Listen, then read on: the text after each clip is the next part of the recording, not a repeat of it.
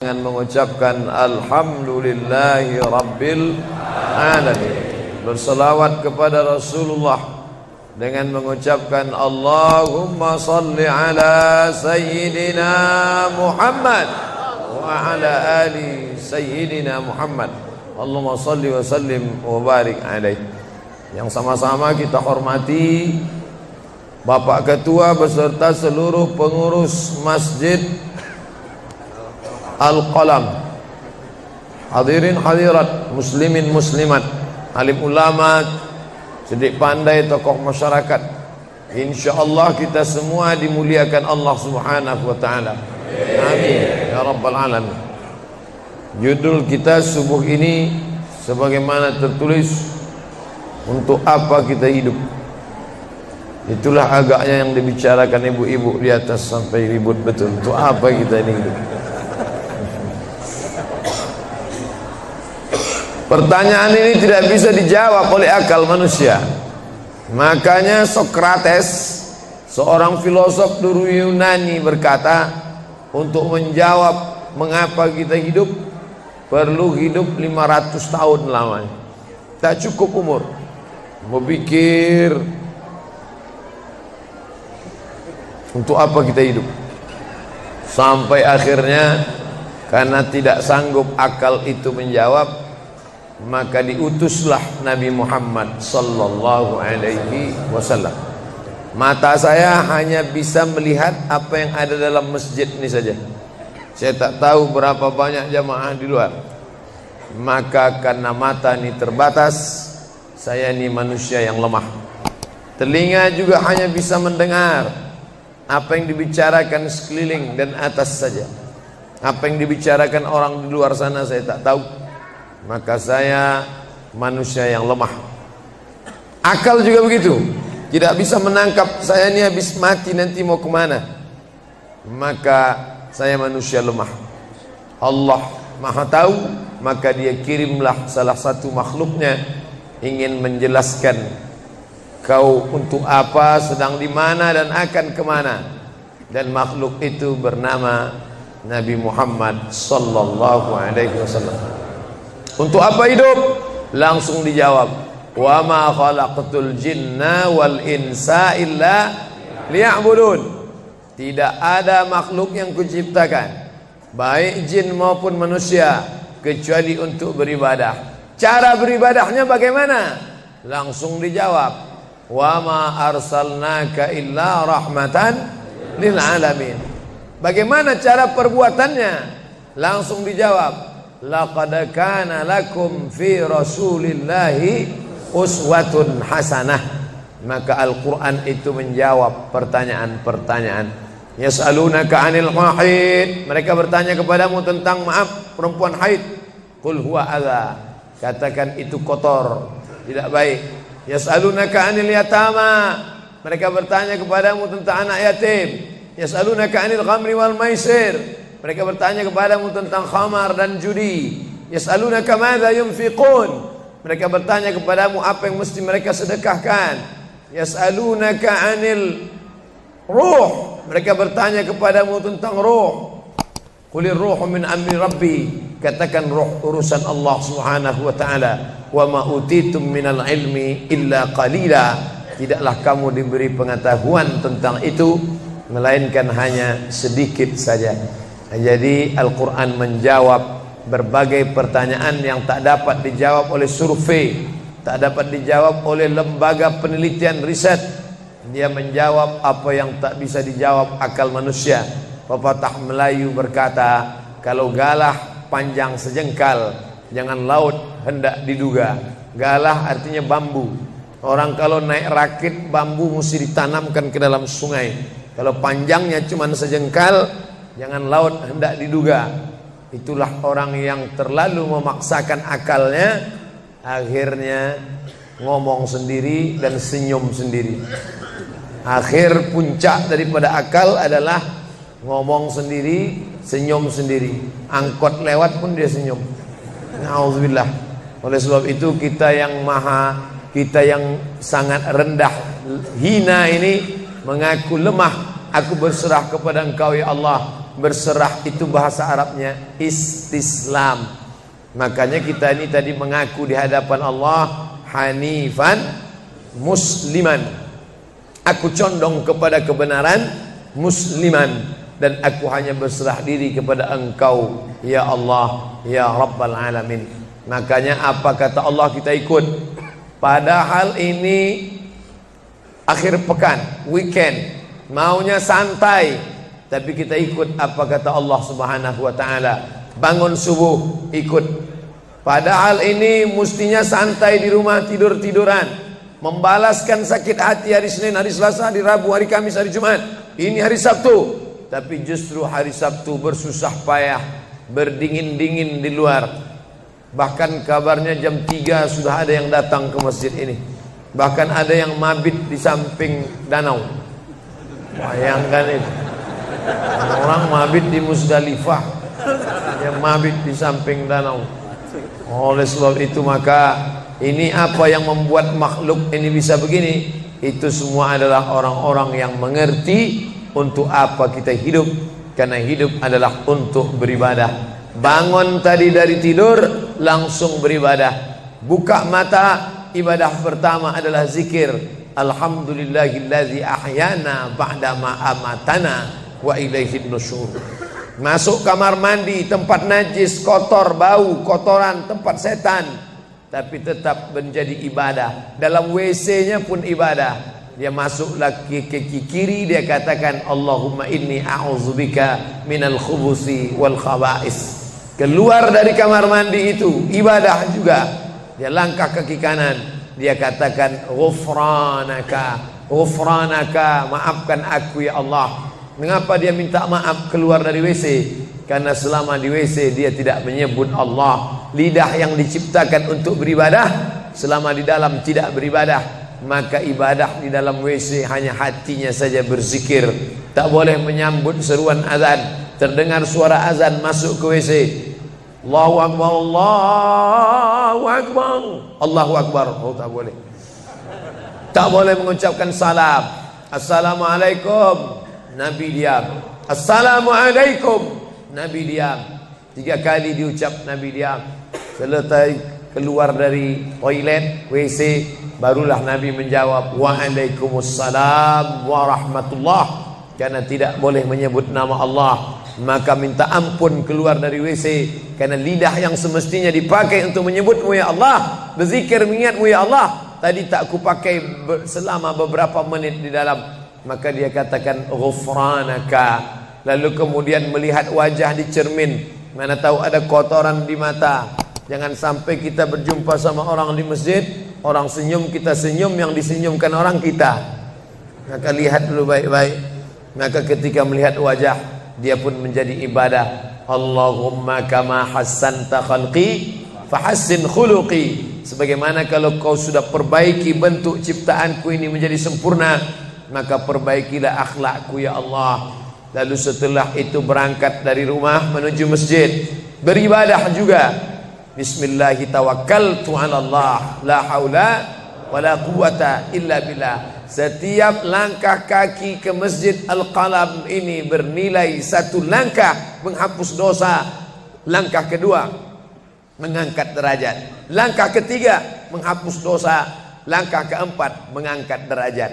Tidak tanggung-tanggung, derajatnya diangkat Allah. Siapa yang duluan datang langsung dapat di depan. Tapi ada orang terlambat tetap tinggi juga derajatnya. Mana dia? Ini yang di atas. Siapa bilang perempuan direndahkan, dihinakan? Perempuan dimuliakan. Mana contoh perempuan dimuliakan? Kalau mau tahu, datanglah ke Masjid Al-Qalam. Perempuan dimuliakan. Bapak Ibu yang dimuliakan Allah, masuk ke dalam masjid, langkah kaki kanan, Allahumma inni as'aluka min fadlik. Itu doa nanti keluar. Tapi ketika akan masuk, apa doanya? Allahumma ya Allah, iftahli, bukakan untukku abwaaba rahmatik, pintu rahmatmu, bernilai ibadah. Duduk berzikir, jangan ngobrol, jangan cerita. Foto Pak Ustaz, sikit-sikit boleh. Lalu kemudian selama itu tertulis tadi di atas, Itulah hebatnya masuk ke Masjid Al-Qalam, tidak hanya mendengar ceramah dapat pengajian. Ketika saya masuk tadi, dengar suara azan, ada tulisan hadis riwayat Al-Bukhari. Siapa yang mendengar seruan azan lalu menyambut seperti bunyi yang diucapkan muazzin, kecuali pada hayya 'alas shalah, hayya 'alal falah, dia baca la haula wala quwata illa billah, ditutup dengan doa wasilah. Allahumma rabba hadhihi da'wati tammah wassalatil qa'imah, dimintakan untuk Nabi Muhammad, ati sayyidana Muhammadanil wasilah wal fadilah wasyarafa wad darajatal aliyatar rafi'ah. Yang kelima, wa ba'athullahumma maqaman mahmuda alladhi wa'adtah innaka la tukhliful mi'ad. Maka kata Nabi, halat laku syafaati yaumal qiyamah, layaklah dia mendapat syafaatku hari kiamat. Makanya selama duduk di depan tadi, tak ada satupun yang ngobrol, semuanya menyambut seruan azan. Allahu Akbar, Allahu Akbar, Allahu Akbar, Allahu Akbar. Ada kawan sebelah ngajak ngobrol, gimana bro program mancing kita? Allahu Akbar, Allahu Akbar. Nah, cerita tak tentu arah. Ini kita sedang beribadah kepada Allah Subhanahu wa ta'ala. Lalu kemudian selesai azan, salat sunat yang balasan pahalanya khairum minad dunya wa ma fiha, lebih baik daripada dunia dan seisinya. Apa itu? Qabliyah subuh. Sampai-sampai andai terlambat qabliyah subuh, tetap boleh dilaksanakan setelah subuh. Habis salat subuh barulah dilaksanakan qabliyah subuh. Tapi kalau sudah sama-sama ngaji, tapi kalau nanti pulang kampung, justru sekarang orang di kota ngaji, di kampung tidak ngaji. Zaman dulu di kampung ngaji, di kota tidak ngaji. Sekarang dunia sudah mau kiamat. Di kampung orang ngaji, di kampung orang tidak ngaji. Kenapa? Parabola masuk desa. Oleh sebab itu, maka kalau di kampung itu tidak ada pengajian, mereka tidak tahu bahwa qabliyah subuh diganti setelah subuh. Nanti pas mau bulan puasa pulang kampung, jangan qabliyah subuh setelah subuh. Karena nanti begitu mereka lihat, loh apa tuh? Sejak tinggal di Bekasi ikut aliran sesat. Dan dia tidak tahu bahwa sholat qabliyah subuh itu jangan sampai tinggal. Andai tertinggal, tetap dilaksanakan setelah sholat subuh.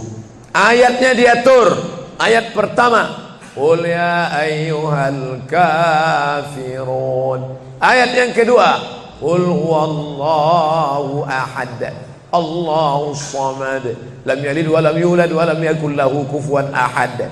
Andai masuk ke dalam masjid, kebetulan jamnya langsung nampak kelihatan, iqamat tinggal 2 menit lagi, iqamat 2 menit, tak mungkin sholat 4 rakaat. Pilihannya tahiyatul masjid atau qabliyah, qabliyah atau tahiyatul masjid. Kalau melaksanakan tahiyatul masjid tidak dapat qabliyah. Tapi kalau melaksanakan qabliyah, automatically dapat tahiyatul masjid. Oleh sebab itu, andai terlambat, waktu tinggal 2 menit, maka laksanakanlah qabliyah subuh. Tapi jangan gara-gara ini terlambat terus. Yang paling afdal cepat datang. Apa kata jamaah? Yang lambat kan ustaz, kami cepat datang. Bapak Ibu yang dimuliakan Allah Subhanahu wa ta'ala, selesai itu salat subuh. Kalau qabliyahnya lebih baik daripada dunia dan seisinya, apalagi salat subuhnya. Begitulah. Kalau qabliyahnya saja yang pendek ayatnya lebih baik daripada dunia dan seisinya, apalagi salat subuhnya. Lalu pahala salat subuh itu apa? Tak ada yang tahu. Makanya kata Nabi, lau ya'lamuna ma fil atamati was subhi, andai mereka tahu pahala salat subuh berjamaah, la atauhuma habwan, mereka akan datang ke Masjid Al-Qalam walaupun merangkak. Habwan, lumpuh, sakit kakinya, dia akan datang. Kursi roda tak ada, yang mendorong tak ada, datang dia ke masjid ini walaupun merangkak. Kenapa mereka tidak datang? Karena mereka tidak tahu. Kenapa mereka tidak tahu? Karena mereka memang tidak cari tahu dan tak mau tahu. Dan sampai masanya mereka nanti akan menyesal saat melihat orang-orang mendapatkan balasan muttaqiina fiha 'alal araik, mereka duduk di atas kursi-kursi istana surga, tersenyum melihat orang-orang yang dulu tak peduli pada sholat subuh. Mudah-mudahan kita semua istiqamah insyaallah. Jadi Ustadz, kalau hidup ini cuma untuk ibadah, sholat, masjid, baca Quran, zikir, gimana kami mau mencari nafkah? Gimana kami mau buka ruko? Gimana kami mau bisnis? Gimana kami mau tanam kelapa sawit? Gimana kami mau proyek batu bara? Gimana kami mau ternak ikan? Ini mesti dipahami bahwa ibadah itu dibagi dua. Satu namanya ibadah mahdhah, pure, original, murni, tidak bercampur dengan apa-apa. Yang satu lagi tidak ibadah tapi bernilai ibadah. Nah, ini mesti dipahami. Bapak yang masuk kantor dari jam 8 pagi sampai jam 4 sore itu ibadah. Karena kalau itu tidak ibadah, habislah waktu kita. Makanya yang bekerja niatkan ibadah. Sehingga kalau istrinya nanya, "Mas kok lama pulang?" Ibadah nih, Mas. Tapi jangan gara-gara ini di kantor itu ibadah, lalu ketika azan di masjid kantor berkumandang, hayya 'alas shalah, dia terus ngetik, "Mas, ayo ke masjid." Enggak, ini pun juga ibadah. Kau ibadah aja ke sana, aku ibadah di sini. Itu juga enggak benar. Karena ibadah itu dibagi dua. Satu yang murni, pure, tidak bercampur dengan apapun, namanya ibadah mahdhah, salat, baca Quran, zikir, iktikaf. Tapi ada satu lagi tidak ibadah, tapi kalau diniatkan dia bernilai ibadah. Termasuk ibu-ibu yang hamil 9 bulan 10 hari itu ibadah. Kalaulah 9 bulan 10 hari itu tidak ibadah, betapa tidak adilnya Allah. Masa kita yang duduk-duduk di masjid dapat pahala ibadah, dia yang muntahnya, yang ngidamnya tak dapat ibadah. Tadi malam begitu sampai di airport langsung SMS masuk, "Ustadz keluar dari pintu berapa? Ini ada perempuan ngidam mau ketemu." Saya keluar dari pintu 4, kami sudah standby di pintu 4. Lantai berapa? Lantai paling atas. Oke. Sampai di sana lihat perempuan tidak pakai jilbab, pakai celana jeans. Saya udah mau marah. Ini kenapa? "Mohon maaf Pak Ustadz, non muslim." Astagfirullah. Rupanya non muslim hamil ngidam mau jumpa Ustadz Somad. Mudah-mudahan anaknya jadi anak soleh. Biasa. Allahu Akbar. Bernilai ibadah. Lalu yang dapat pahala dari itu siapa? Dari mana ibu-ibu hamil muda itu tahu saya? Kenal saya di mana? Padahal dia dari Jawa, saya dari Sumatera. Ternyata ada orang beribadah yang tidak kita sangka ibadah. Tidak ada rukun, tidak ada syarat, tidak ada wajib, tidak ada sunat, tidak ada makruh, tidak ada mubah. Apa ibadahnya? Ya ini, merekam ceramah ini. Merekam ceramah ini ibadah. Memoto itu ibadah. Bayangkan resiko tukang foto. Saya sampai sekarang tukang foto itu resikonya nanti setelah tua matanya gini.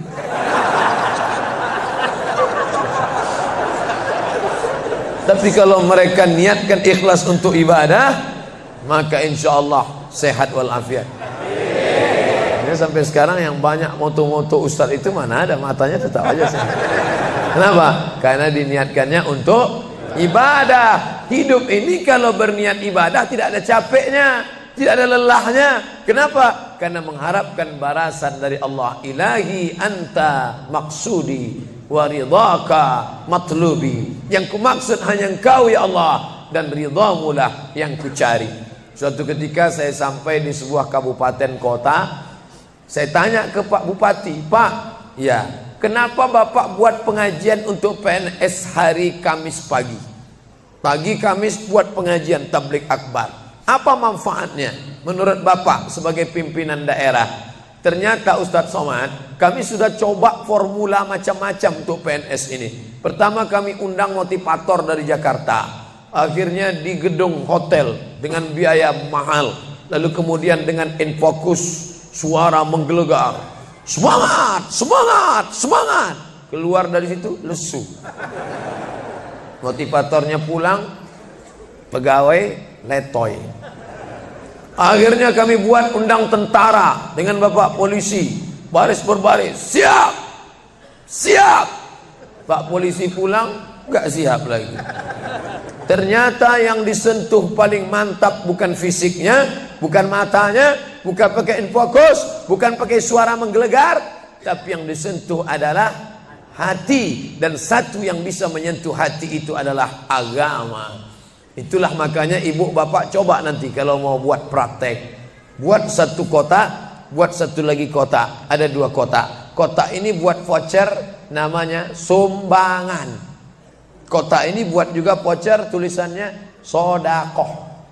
Lihat mana yang paling banyak diambil umat Islam, sumbangan apa sodakoh? Sodakoh, padahal nilainya sama. Sumbangan 100.000, sodakoh 100.000. Bapak ibu silakan ambil untuk anak yatim fakir miskin kita. Pasti voucher yang paling banyak diambil adalah sodakoh. Kenapa? Karena mereka menganggap sumbangan tak ada pahalanya, karena bukan bahasa Arab. Apa dia? Sumbangan. Enggak ada dalam Quran. Ya ayyuhalladzina amanu, sumbangan. Yang ada adalah sedekah. Innamas shadaqatu lil fuqara wal masakin wal 'amilina 'alaiha wal mu'allafati qulubuhum wa fir riqab wal gharimin wa fi sabilillah wa ibnis sabil. Itulah mengapa yang disentuh itu bukan nalar otaknya, tapi yang disentuh itu adalah hatinya. Ala fil jasadi mudghah. Ketahuilah dalam jasad itu ada segumpal. Idza salahat salahal jasadu kulluh. Kalau yang segumpal itu baik, maka yang lain ikut menjadi baik. Wa idza fasadat fasadal jasadu kulluh. Kalau yang segumpal itu rusak, jahat, kotor, hitam, gelap, maka yang lain ikut menjadi rusak. Ala wahyal qalb, hati. Jagalah hati. Itu yang selalu dipesankan Ustadz kita Agim, jagalah hati dan kau terserah. Bapak ibu yang dimuliakan Allah, salah satu yang merusak manusia sekuler, membagi 2. Di masjid ibadah, di kantor tidak ibadah, fatal. Di masjid dianggap ibadah. Jangan heran kalau ada orang di masjid khusyuk, takut nengok ke atas, melihat hanya tempat sujud saja. Allahu Akbar, tidak mau lihat ke atas. Kenapa? Dia khusyuk. Tapi di kantor dia lebih setan daripada setan. Kenapa?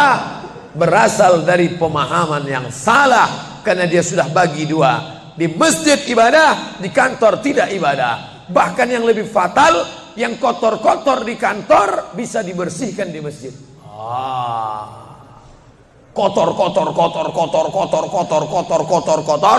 akhirnya untuk membersihkannya pergi dia ke masjid. Laundry yang paling besar Masjidil Haram.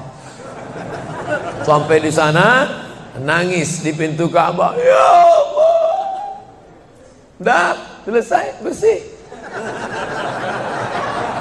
Enak aja. Bukan begitu ajaran Islam. Labbaik Allahumma labbaik, labbaik Allahumma labbaik. Apa kata malaikat? La labbaik wala sa'daik. Kau tidak dapat panggilan, kau tak dapat kebahagiaan, kau tak dapat haji mabrur, kau tak dapat surga. Zaduka haram, karena kau berangkat dengan uang haram. Oleh sebab itu pemahaman Islam mesti utuh. Semua adalah ibadah. Kalaulah gerak tidak ibadah, betapa menyakitkannya bapak-bapak polisi di jalan raya kena panas terik, padahal dia tidak ada penutup kepala di atas, berkeringat berpeluh. Mereka tetap merasakan itu sebagai ibadah. Tentara yang membela negara, angkatan laut di perbatasan sana, datang kapal-kapal perompak dari Thailand ingin mengambil ikan kita, tenggelamkan. Itu kalau tidak nilai ibadah, dia takut. Jangan-jangan sebelum kita tenggelamkan, kita duluan ditembaknya tenggelam. Maka itu mesti ada nilai ibadah di dalamnya. Itulah yang membangkitkan semangat jihad. Jamaah bertanya, Ustadz kemarin dari Jambi, terus kemudian terbang ke Miri, besok baru pulang ke Pekanbaru. Apa Ustadz? Saya lihat Ustadz dari tadi mengantuk saja. Iyalah, sampai tadi malam ke hotel jam 12, baru tidur jam 1 karena ada yang mau ditulis. Jam 3.30 sudah bangun ceramah. Tapi begitu berjumpa dengan jamaah orang ramai, bangkit semangat. Habis ceramah ini tanya jawab, semangat lagi. Habis itu baru lesu. Dan tidurnya itu pun ibadah. Bayangkan tidurnya itu ibadah. Itulah mengapa banyak orang pengajian sambil oh, ustadz menyindir ya? Tidak. Saya termasuk ustadz yang tidak pandai menyindir. Saya termasuk ustadz kalau dipesan request untuk menyindir saya tidak pandai. Kenapa? Karena saya pernah menyindir orang. Ustadz, tolong ustadz sindirkan. Ini ada jamaah yang sudah sedekah tapi mengambil uangnya kembali. Siapa yang bersedekah mengambil uangnya kembali, kal kalbil ladzi ya'udu ila qaihi, sama seperti anjing yang menjilat muntahnya kembali. Selesai pengajian, mohon maaf Pak Ustaz, yang disindir nggak datang. Oleh sebab itu tak ada gunanya sindir menyindir. Kalau mau to the point, mana orangnya face to face, langsung saja tembak 12 pas, gol. Bapak Ibu yang dimuliakan Allah, maka mesti dipahami dengan benar. Di Masjidil Haram ibadah, di rumah pun kau ibadah. Istri yang dari mulai pagi memasakkan suami, dibantu oleh pembantu membuatkan minuman, membesarkan anak, menyusukan anak 2 tahun lamanya, melahirkan, meregang nyawa ibu melahirkan anak, ibadah. Makanya kalau dia meninggal dunia saat melahirkan, matinya mati syahid. Saking senangnya suaminya mendapatkan seorang istri yang syahid, tak menangis dia. Begitu tegarnya bapak, tidak meneteskan air mata. Tidak Pak Ustaz, aku melepas seorang syahid, 3 syahid lagi siap menanti. Peace, damai. Biasanya ibu-ibu kalau bawa cerita ini, kalau gini pulang aja lah kita kan. Nah, bercanda, serius sekali. Nah, tapi yang saya katakan tadi itu semuanya ibadah badan. Melangkah dari rumah, ibadah badan. Membukakan mata, ibadah badan. Mendengar ceramah, ibadah badan. Membaca Quran, ibadah badan. Berzikir, likulli sulama minkum sadaqah. Setiap tulang-tulang sendi ada sedekahnya. Subhanallah, subhanallah, subhanallah, subhanallah, subhanallah, subhanallah. Itu ibadah badan. Tapi ada bukan ibadah badan. Apa dia? Itulah yang 7 macam. Zakat, wakaf, infak, sedekah, wasiat, hibah, ghanimah. Nah, itu ibadah harta. Mana yang lebih banyak? Ibadah harta apa ibadah badan? Ibadah badan. Kalau ibadah harta tak banyak. Zakat, wakaf, infak, sedekah, wasiat, hibah, ghanimah, rampasan perang. Tapi kalau ibadah badan, setiap gerak adalah ibadah. Makanya kita mesti bergerak. Likulli harakah barakah. Setiap ada gerak pasti ada berkah. Makanya tak boleh tidak bergerak. Air sumur kalau tidak ditimba, air itu akan busuk, butek, warnanya pun tidak ada seperti minyak di atas. Mata air mesti terus berganti. Darah harus tetap mengalir, jantung harus tetap berdetak. Makanya jangan pernah kosong dari aktivitas. Fa idza farata fansab. Selesai dari satu ibadah, pindah ibadah lain. Selesai ibadah tegak, pindah ibadah ruku. Habis ibadah ruku, pindah ibadah tegak. Habis ibadah tegak, pindah ibadah sujud. Habis ibadah sujud, pindah antara 2 sujud. Selesai sudah salat, lalu kemudian puasa. Selesai puasa, lalu kemudian berzakat. Selesai zakat, lalu kemudian mengitari Ka'bah. Subhanallah walhamdulillah wa la ilaha illallah wallahu akbar. Selesai itu melontar jumrah. Selesai itu menggunting rambut. Selesai itu berzikir. Tidak pernah kosong. Sampai kapan? Sampai malaikat maut mencabut nyawa dan ucapan terakhir yang keluar dari mulut adalah la ilaha illallah. Itulah jawaban tentang pertanyaan untuk apa kita hidup di dunia. Nanti kalau ada anak, ibu, bapak, tetangga, kawan, sahabat, andai tolan bertanya, untuk apa kita ini hidup? Tak usah jawab, putarkan aja videonya. Itulah enaknya zaman sekarang. Kalau dulu mesti diingat. Saya dulu pulang sholat Jumat, mak saya manggil, sini, ya mak, ceritakan apa isi khutbah khotib tadi di masjid. Gini. Itulah awal saya ceramah. Jadi saya paham mengapa saya menjadi ceramah sekarang. Dan saya tidak pernah merasa menceramahi bapak ibu. Saya tidak pernah merasa mengguru-gurui. Saya hanya seperti seorang anak sedang bercerita pada ibunya saja. Tadi mak, kata khotib itu begini. Anak sekarang enggak. Apa kata khotib tadi? Ini MP3-nya mak. Bapak Ibu yang dimuliakan Allah Subhanahu wa taala, ibu yang mendidik anak-anak ibu ibadahnya luar biasa. Itulah mengapa ibu lebih tinggi derajatnya daripada laki-laki. Ilzam rijlaiha, kau urus tapak kakinya, fatammal jannah, kau dapati surga di sana. Di bawah tapak kakinya surga, al jannatu surga, tahta di bawah aqdam kaki al ummahat, ibu-ibu. Kenapa begitu? Karena ibadah dia yang luar biasa, tidak bisa dilakukan oleh laki-laki.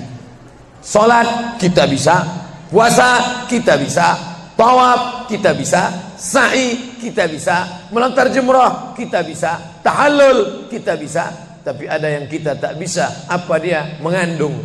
Kita tak bisa. Siapa yang mau coba mengandung, keluar dari sini, ambil bola voli, ikat di perut. Melahirkan, kita tak bisa. Siapa yang ingin coba melahirkan, keluar dari sini, telanlah jeruk bulat-bulat.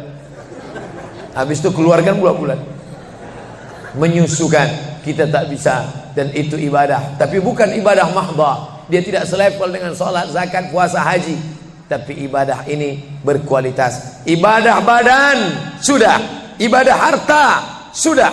Ada ibadah yang terakhir, yang ketiga. Kalau ibadah badan berkeringat, lelah, capek. Ibadah harta, duit habis. Tapi ada ibadah satu lagi, tak nampak di mata. Apa dia? Ibadah hati. Itulah dia ikhlas. Orang yang ikhlas tak tampak. Ikhlas, ridha, qanaah, tawakal, zikir, muhasabah, muraqabah, tazkiyatun nafs, mensucikan hati dari penyakit hati, riya, sum'ah, takbur, sombong, hasad, busuk hati. Itu ibadah. Kenapa begitu? Disitulah letak adilnya Allah. Man bana masjidan, siapa yang bangun masjid, banallah mislahu baitan fil jannah, dibangunkan Allah untuknya satu istana di dalam surga. Bapak ibu yang ikut membangun masjid ini, mudah-mudahan diberikan Allah Ta'ala balasan melimpah ruah. Kami nggak bisa Pak Ustadz, jangankan bangun masjid, buat rumah kami aja kami nggak bisa. Allah Maha Adil. Kalau kau tidak bisa dengan ibadah harta, maka engkau dengan ibadah tangan. Apa dia? Ikut gotong royong masjid. Nampak ada pembangunan masjid, ikut ngecornya, pasangnya. Tapi dengan syarat menyelesaikan masalah. Jangan buat masalah. Man shalla isnatai asyarata rakaah, siapa yang salat 12 rakaat fil yaumi wal laila, sehari semalam, bunyalahu bihinna baitun fil jannah, dibangunkan untuknya satu istana di dalam surga. Sama macam orang yang bangun masjid, salat 12 rakaat. Kamu bisa bangun masjid? Bisa. Bagus. Kamu? Saya nggak bisa. Amal saya apa? Tenang, ada amal. Allah Maha Adil. Salat 12 rakaat. 2 rakaat sebelum subuh, 4 rakaat sebelum zuhur, 2 rakaat setelah zuhur, 2 rakaat setelah maghrib, 2 rakaat setelah isya. 12 rakaat. Saya nggak bisa Pak Ustadz, sedang terbaring di rumah sakit, kaki sakit, kepala sakit, hati sakit, jantung sakit. Stop, jangan lanjutkan. Aku tak sampai hati mendengar penderitaan. Jadi amal saya apa Pak Ustadz? Ada satu amalmu. Apa dia? Ridha, menerima takdir Allah Subhanahu wa ta'ala. Sakit Pak? Tidak. Kenapa? Sakitku hilangkan, hatiku ridha. Man lam yasbir bi balai, siapa yang tak sabar dengan bala ujianku, walam yarda bi qada'i, yang tak ridha dengan takdirku, falyatlub ratban siwaya, carilah Tuhan selain aku. Kau sabar, kau ridha menerima itu. Apa balasannya? Lebih hebat daripada balasan orang yang bangun masjid, lebih besar daripada balasan 12 rakaat salat. Innama yuwaffas sabiruna ajrahum bighairi hisab. Orang yang sabar itu balasannya bighairi hisab, tak dapat dihitung, tak dapat dikira, unlimited. Begitulah Allah Maha Adil. Untuk apa kita hidup? Hidup untuk beribadah. Ibadah apa yang kita lakukan? Ibadah badan, ibadah harta, ibadah hati. Yang sudah melaksanakan tiga-tiganya, alhamdulillah. Yang baru melaksanakan satu, tambah. Yang satu pun belum, innalillah. Masjid ini besar. Kadang kita bangga masjid besar, rupanya APBN, anggaran pendapatan belanja negara. Bangga kita masjid megah, rupanya APBD, anggaran pendapatan belanja daerah. patutlah masjidnya di tengah hutan, karena di situ tanah yang murah. Akhirnya pemukiman masyarakat jauh, masjid di tengah jalan, masjid di tengah perjalanan luar kota, jauh dari pemukiman masyarakat. Masuk kita ke dalam, tai kambing yang ada di dalam. Tapi masjid ini megah, mewah, 2 lantai, lengkap dengan kubah yang besar. Ini swadaya masyarakat. Saya tahu ini dari mana? Jamaahnya cerita. Kalau tidak, mana saya tahu. Ini masjid ini asli swadaya Pak Ustaz. Lama membangunnya Pak? Enggak lama, sebentar saja. Sebentar saja, sekejap langsung terkumpul 7,6 miliar uang. 7,6 M. Itu kalau dibelikan cendol berenang gitu. Bayangkan itu. Bisa terkumpul masyarakat.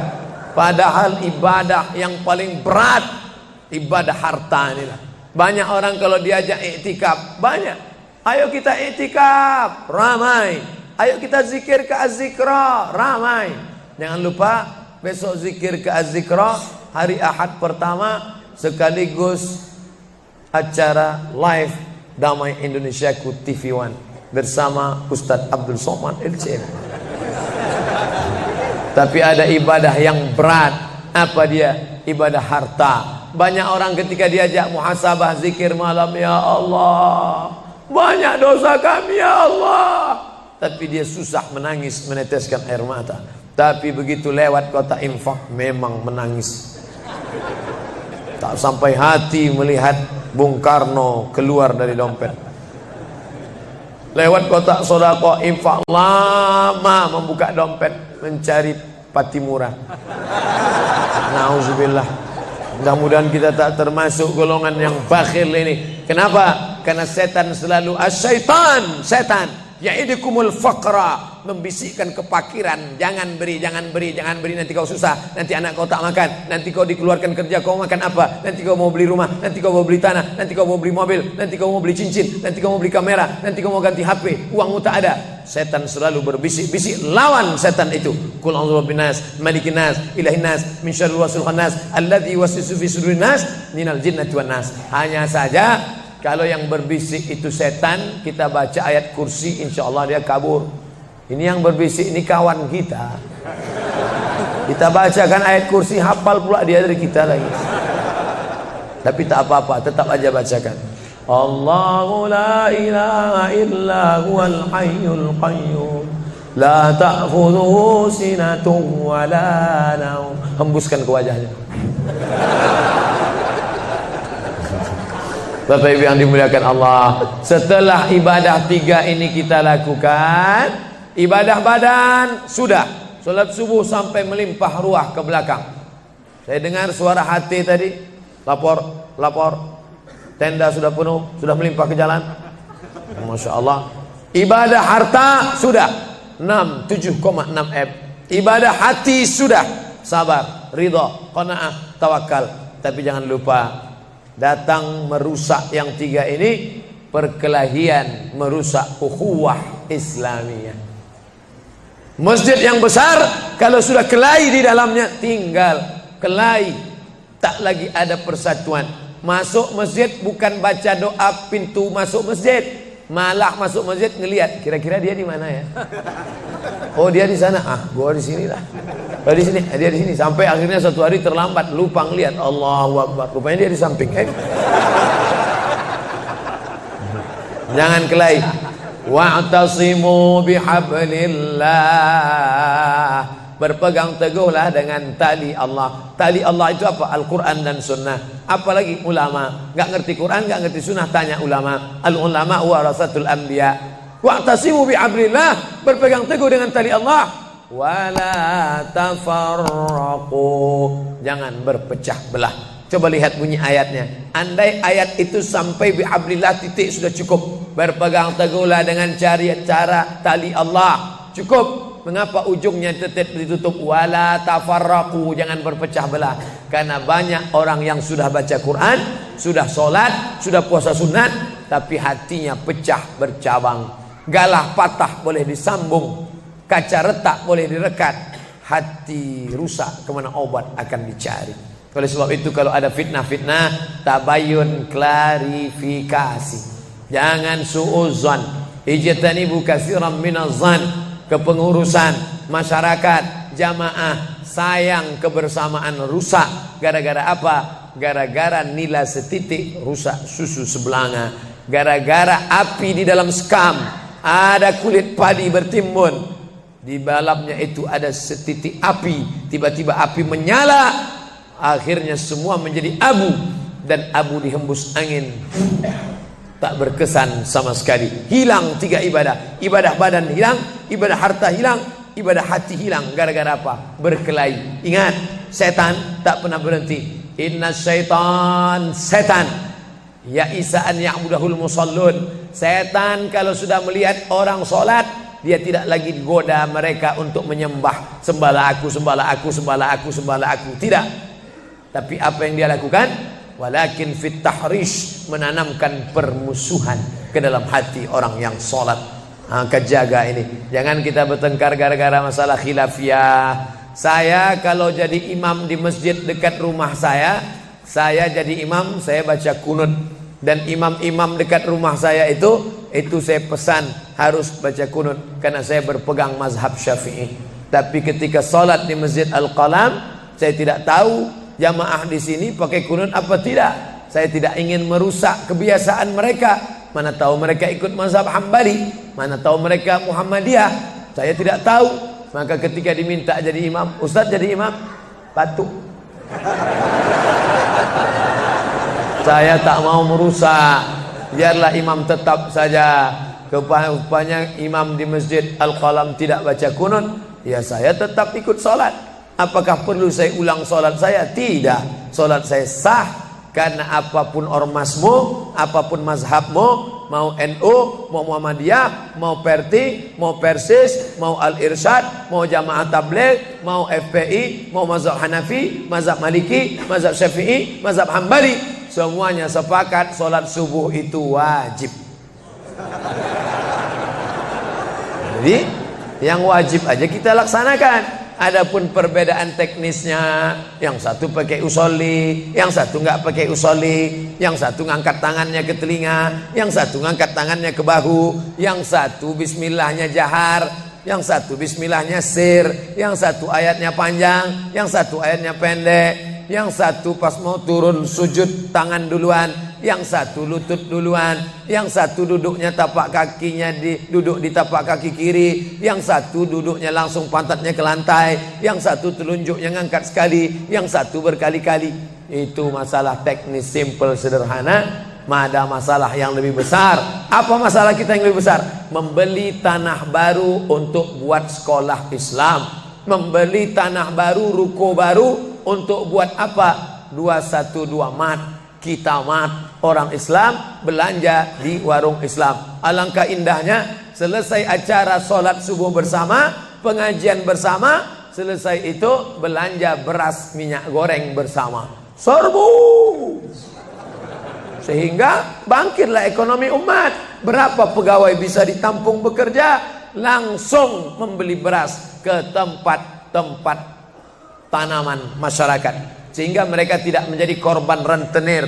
Musim menanam diulur, kasih pinjaman pupuk, pinjaman tanah. Masa musim panen ditarik, mereka menjadi korban rentenir lintah darat. Disedot darah mereka sampai kering dan mati. Kita selamatkan dengan apa? Dengan market. Masjid punya market. Saya beberapa kali meresmikan market punya masjid di Masjid Raya Batam, Masjid Agung Batam. Itu di bawahnya ada super mini market untuk menjamaah. Kemarin pulang dari Pulau Bintan, itu juga meresmikan. Di Dumai begitu juga. Ini 212 Mart. Terserah namanya apa. Ada 212 Mart, ada namanya Kita Mart, atau bisa juga buat Somart. Nah, bisa juga. Bapak Ibu yang dimuliakan Allah Subhanahu wa taala, maka visi misi kita ke depan, jauh melihat ke depan. Kami harus punya pusat perbelanjaan komunitas muslim, kami harus punya komplek perumahan muslim. Nah, ini semua yang akan menyelamatkan kita. Kalau sudah begitu, maka mengertilah untuk apa kita hidup. Dan setelah itu kita pun mati dalam keadaan tenang. Baru anak kita bisa berkata, mari kita antar jenazah almarhum Abdul Somad menuju tempat peristirahatan terakhir. Karena memang benar-benar istirahat. Tapi berapa banyak orang tidak istirahat. Karena amal badan tak ada, amal harta tak ada, amal hati tak ada, tak pernah memikirkan masjid, tak pernah memikirkan umat, tak pernah memikirkan belanja umat, tak pernah memikirkan pendidikan anak-anak umat. Akhirnya mati yang layak untuk dia. Mari kita antar dia menuju azab pertama, akan menyusul azab-azab berikutnya. Na'udzubillah.